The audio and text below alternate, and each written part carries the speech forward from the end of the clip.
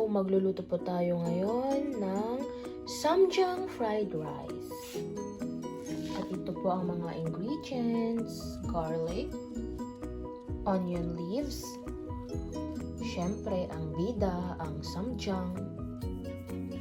Pero ito, mild lang ang binili ko kasi hindi ko pa natikman. Akala ko kasi super anghang siya, kaya mild lang.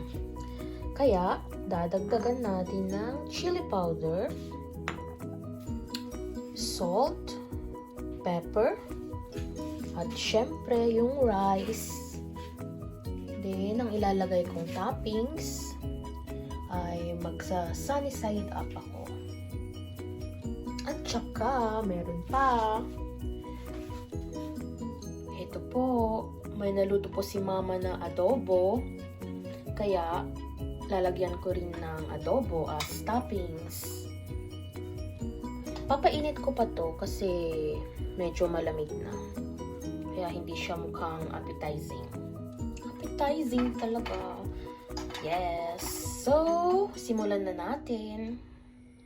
Cooking oil, muntik ko nang makalimutan.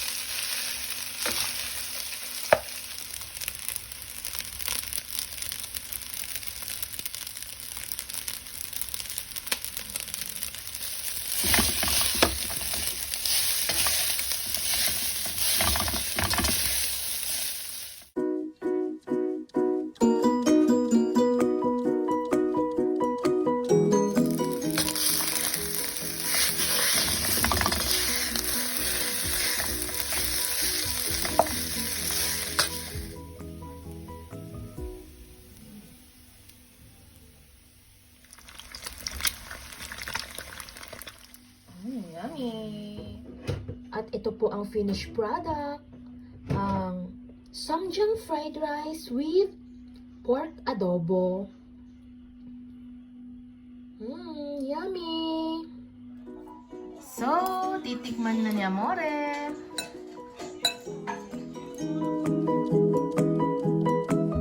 Come? How's Sarap. the carbo? Ang sarap, ma'am. Anong sabi mo?